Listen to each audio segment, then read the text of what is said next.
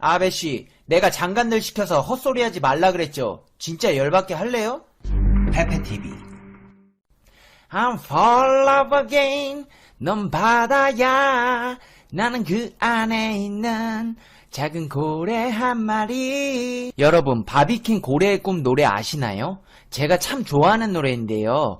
지금 일본이 고래의 꿈을 짓밟고 있습니다. 이 꿈을 짓밟힌 고래와 상어들로 인해 스위스, 프랑스를 비롯한 전 세계 국제사회가 들끓고 일어나고 있습니다. 멸종 위기의 고래를 일본이 싹 쓸어간다니 정말 너무 화가 나는데요. 포경하면서 하는 말들이 더 가관입니다. 지금 바로 그 소식과 더불어 한국인 불매로 관광객과 기업들의 매출이 하락하자 일본 장관이 한국은 일본의 문화를 전해준 은인의 나라라면서 알랑방구 화전 양면 전술을 시작했다는 소식까지 팩트 맛집 팩트 폭격기 페페TV에서 팩트로 제대로 털어드리겠습니다. 당신이 구독해야 할 단 하나의 채널 Information Broadcasting 페페TV 팩트 체크. 일본이 31년 만에 상업 포경을 시작했습니다.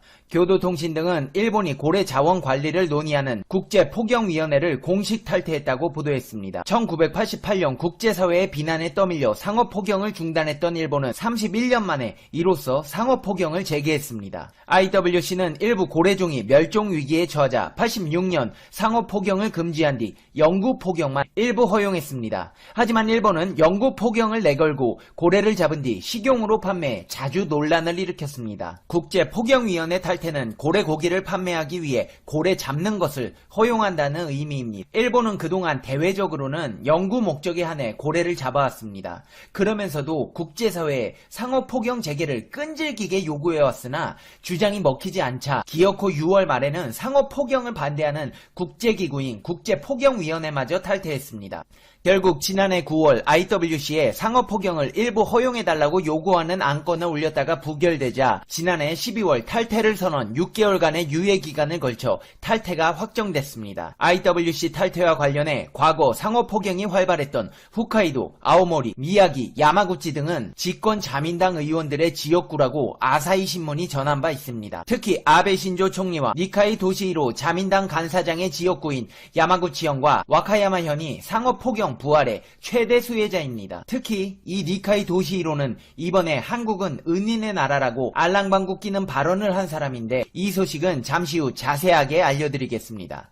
IWC 탈퇴에 따라 일본은 남극해에서 회원국만 가능한 영구 포경을 못하게 됐습니다. 하지만 자국 영해와 배타적 경제 수역 내에서 상업 포경을 재개, 판매용 고래고기를 상당량 확보할 수 있게 됐습니다. 요미우리 신문은 젊은 층에서는 고래고기 맛을 모르는 사람이 느는 등 고래고기에 대한 친숙함이 떨어진 상황이라 시모노세키 등에서는 상업포경 재개를 놓고 기대와 불안이 교차하고 있다면서 호주와 유럽 등 포경 반대 국가들을 중심으로 국제사회의 일본 비판이 한층 거세질 우려도 있다고 전했습니다. 포경 허가가 떨어지자마자 일본이 포획한 고래는 밍크고래 12마리, 브라이드 고래 67마리 등 총 79마리입니다. 올 연말까지 밍크고래, 브라이드 고래, 보레고리 등 총 227마리를 잡는다는 게 목표입니다. 일본 내에서는 상업 포경에 대한 기대와 우려의 시선이 동시에 존재하고 있습니다. 언론 보도만 봐도 식당 등 관련 종사자들의 기대나 고래가 목표만큼 잡힐지 등에 대한 우려 등을 언급한 기사가 눈에 띕니다. 한편 아사히 신문은 사설을 통해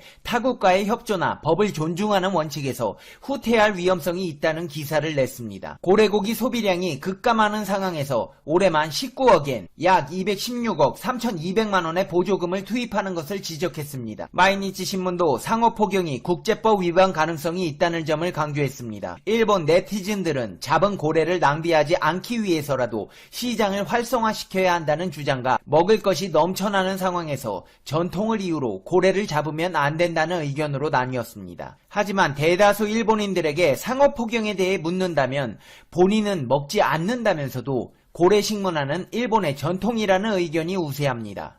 이들의 논리는 이렇습니다. 학교 급식에서 먹었기 때문에 크게 거부감이 없다. 멸종 위기가 아닌 것을 전제로 고래가 문제가 된다면 닭, 돼지, 소는 그냥 먹어도 되느냐고 반문합니다. 일본은 자신들이 정한 쿼터가 100년 동안 고래를 잡아도 개체수가 줄지 않는 수준이라고 말합니다. 하지만 이 논리는 전제가 잘못돼 있습니다. 일본은 일본 영해와 배타적 경제 수역 내에서 잡겠다고 하지만 고래는 국경을 지키면서 다니지 않습니다.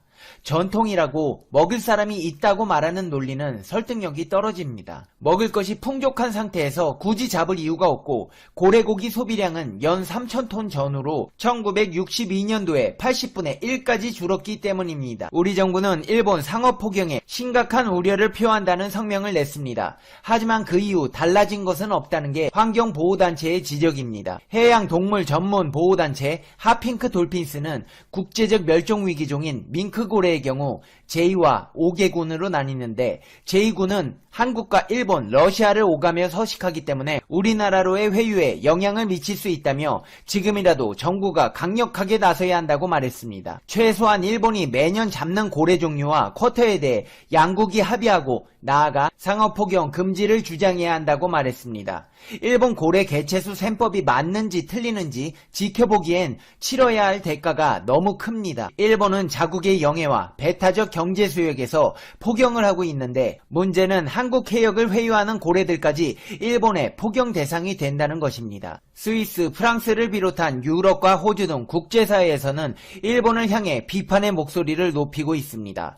하지만 일본은 국제사회의 비난에도 상어까지 잡아들이고 있습니다. 스위스 제네바에서는 청상아리를 비롯한 18종의 상어와 가오리에 대한 보호를 강화하는 제안이 가결되었습니다. 멸종 위기에 처한 야생 동식물 국제거래에 관한 협약의 주요 위원회에서 가결되었습니다. 멕시코에 의해 제안된 의안에 따르면 이들 어종을 포획할 경우 앞으로는 멸종 위기 가능성이 없다는 것을 반드시 입증해야만 거래할 수 있도록 규정했습니다. 청상아리는 최대 시속 130km 속도로 바닷속에서 헤엄칠 수 있지만 참치잡이용 저인용 어망에 자주 잡힌다고 합니다. 태평양과 대서양, 인도양과 열대와 온대 해역에 광범위하게 분포하는 것으로 알려졌지만 이제 지중해에서는 거의 사라졌고 다른 바다에서도 급격한 감소 추세입니다. 퓨 자선기금에 따르면 청상아리 등은 현재 가장 멸종위기에 처해 있는 상어로서 매년 6,300만에서 2억 7,300만 마리의 상어가 순전히 상업 목적으로 포획되고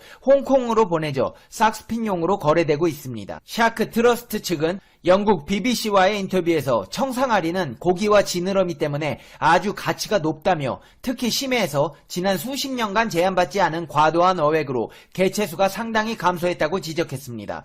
물론 샥스핀의 재료가 되는 종은 청상아리뿐만 아니라 모두 16개의 어종의 바다물고기 지느러미가 샥스핀탕의 원료로 쓰이는 것으로 알려져 있으며 이 가운데서는 말린 지느러미가 1kg당 1,000달러 이상 나가는 것도 있습니다.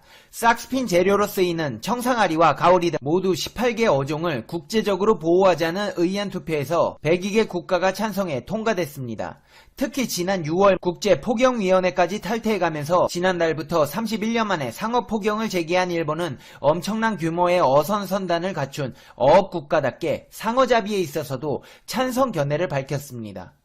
일본 타이지 마을 돌고래 학살 다큐멘터리 영화에서도 실제로 출연해 고래 사냥을 옹호했었던 일본 수산청 직원 모로누키 히데키는 이번 회의에서도 일본의 대변인 자격으로 참석해 기자들에게 이같이 밝혔습니다. 일본의 상업용 고래잡이와 관련해 폭영은 일본 영해와 배타적 경제 수역 내에서 이뤄질 것이라며 일본의 입장을 옹호했던 일본 수산청 모로누키 히데키가 이번 협약에서도 입장을 밝혔습니다. 히데키 씨가 주장한 내용을 옮기면 다음과 같습니다. 과학적인 정보가 이들 상어종들이 위기에 처했다는 사실을 뒷받침하고 있지 않음이다.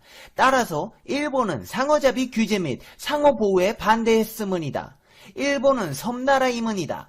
바다에 둘러싸여 있음이다. 그래서 일본은 해양생물 자원에 대한 의존도가 대단히 높음이다.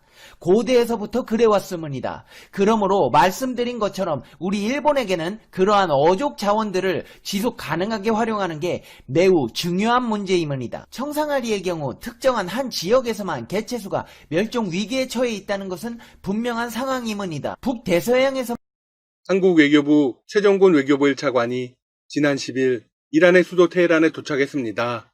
최 장관의 방문은 국내에 동결된 이란 원유 수출 대금 관련 협상을 위해 계획된 것이었습니다. 하지만 납포된 한국 선박 문제를 해결하는 게 더 중요한 임무가 되었습니다. 그는 12일까지 이란에 머물면서 이란의 외교차관 등 고위 관계자들을 만나 이 문제를 논의하기로 했습니다. 하지만 상황이 쉽지 않습니다.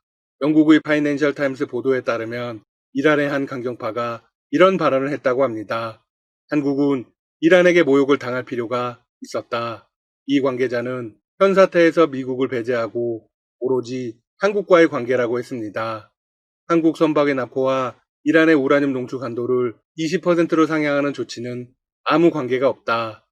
따라서 미국을 향한 도발이 아니다. 이후 선박 납포는 한국이 우리의 동결된 자산을 해제하도록 하기 위한 경제적 결정이었다고 거듭 강조했습니다. 어쨌거나 이란은 환경 문제와 관계가 없고 돈 때문이라는 사실을 확실하게 인정했네요. 이란의 또 다른 고위 인사는 코로나19 사태 등으로 이란의 의약품 백신 구매가 간절한데도 한국이 이를 무시했다고 했습니다. 중국조차 이란의 생존을 위한 현금을 줬지만 한국은 신경을 쓰지 않았다. 이런 태도가 이란을 화나게 했다. 이들의 발언은 사실일까요? 네, 모두 사실이 아닙니다. 한국은 전 세계의 그 어느 나라보다 더 적극적인 노력을 했습니다. 미국이 이란을 강력하게 제재하자 백신 보급을 통해서 이를 해결하려고 한 것도 한국입니다. 아이러니하게도 이를 차버린 것이 이란이죠. 이란의 최고 지도자는 적대적 관계인 미국과 영국에서 코로나19 백신을 수입하지 말라고 지난 8일 지시했습니다. 지시가 떨어지자 이란 당국은 미국산 백신 구매를 당장 취소해버렸죠. 이슬람권의 적십자는 적신월사입니다. 이란 적신월사의 대변인은 자국 언론을 통해서 이런 발표를 했습니다. 미국과 영국에서 코로나19 백신을 수입하지 말라는 최고 지도자의 연설에 따라 미국산 백신 15만 도스의 수입을 최종 취소했다. 가장 안정적인 백신을 취소한 이란은 어떤 대안을 생각하고 있을까요? 러시아, 중국, 인도 등 다른 곳에서 백신 100만 도스를 구매하는 방안을 논의하고 있습니다. 자존심 때문에 자국 국민들의 생명을 담보로 해버린 것이죠. 현재 중국 시노팜 백신은 정확한 데이터를 공개하지 않아 의혹이 일파만파 커지고 있습니다. 중국 현지의 한 백신 전문가는 자국인 중국의 백신이 세계에서 가장 위험하다고 했습니다. 그는 자신의 웨이보에 이런 글을 올렸습니다. 중국 시노팜 백신이 73가지의 부작용을 가지고 있다. 그는 일반적으로 보이는 부작용인 통증과 두통 외에 고혈압이나 시력 감퇴, 미각 상실, 요실금 같은 엄중한 부작용도 있다고 언급했습니다. 이후 중국 정부의 압박을 이기지 못하고 공식 사과를 했습니다. 중국산 백신에 대한 부작용과 관련해서는 지난 6일 정부 주도의 기자회견에서도 나왔습니다. 베이징 질병통제센터의 최고 책임자는 대수롭지 않다는 듯 이렇게 말했습니다. 자주 보이는 불량 반응은 두통과 발열, 기침, 식욕부진, 도, 설사 등이다. 역시 중국다운 발언입니다. 다시 본론으로 돌아가겠습니다. 이란 정부가 미국과 영국 백신을 거부하면서 한국 선박 케미의 납포 문제는 조금 더 복잡해지게 되었습니다. 이란 정부는 한국 케미의 억류 문제에 앞서 한국 내 동결 중인 이란 자금 70억 달러, 우리 돈 7조 6천억 원의 활용 방안을 먼저 논의해야 한다는 입장입니다. 한국은 백신 공동 구매 프로젝트 코백스 퍼실리티를 통해 백신을 구매하는 방안을 추진해 왔습니다. 하지만 코백스가 제안한 백신은 화이자, 모더나, 아스트라제네카 등 대부분 영미권 백신입니다. 그럴 수밖에 없는 게 현재 나온 백신 중에는 미국과 영국산이 가장 안전합니다. 중국과 러시아, 인도의 백신은 글로벌 안정성에서 검증을 받지 못했습니다. 물론 이란이 입장을 바꿀 가능성은 여전히 남아 있습니다. 이란의 최고 지도자의 발언 이후 이란 대통령이 완전 반대되는 발언을 했기 때문입니다. 아무래도 가장 안전한 백신을 구매하는 게 낫다. 대통령이 언급한 안전한 백신은 당연히 미국과 영국 제품을 의미합니다. 참고로 이란은 최고 지도자와 대통령이 분리되어 있습니다. 최고 지도자는 종교적 성격이 강하고 대통령은 정치적 성격이 강합니다. 지도자들 사이에서 입장 정리가 안 된다는 건 이란의 상황이 급박하다는 것입니다. 현재 이란은 누적 확진자가 약 130만 명에 달하고 국제적 제재 등으로 경제 사정도 좋지 못합니다. 국민들의 불만도 극에 달해 있습니다. 한국 선박 나포라는 극단적인 조치를 한 것만 봐도 알 수 있습니다. 따라서 한국 측에 제시할 수 있는 협상 카드는 많지 않습니다. 한국 선박을 인질로 잡고 있지만 그것을 통해서 더 많은 것을 얻어낼 수 없다는 것입니다. 거기다 한국이 주도적으로 결정할 수 있는 상황도 아닙니다. 한국이 원유 대금을 보내지 못하는 이유는 미국의 제재 때문이니까요. 미국 역시 코로나 백신 구매에만 원유 대금을 사용할 수 있도록 못 박은 상황입니다. 미국은 국무부를 통해서 자국의 은행 모건 스탠리를 지정하고 이곳을 통해서 백신 대금을 처리하라고 공식적으로 밝히기도 했습니다. 만약 이란이 계속해서 버틴다면 상황은 더 나빠질 것입니다. 미국이 호르무즈 해협의 군사적 영향을 강화하고 있기 때문입니다. 군사적 압박이 강해지면 거셈 솔레이마니 숙청대와 유사한 일들이 일어날 수 있습니다. 물론 바이든 행정부가 들어서기 때문에 가능성은 낮죠. 거기다 일본도 미국의 작전에 적극적으로 합류할 예정입니다. 일본 정부는 정보 수집 작전을 수행하고 걸프 해역에서 상선이 안전하게 운행할 수 있도록 해상 자위대를 중동에 더 많이 파견하는 방안을 검토 중입니다.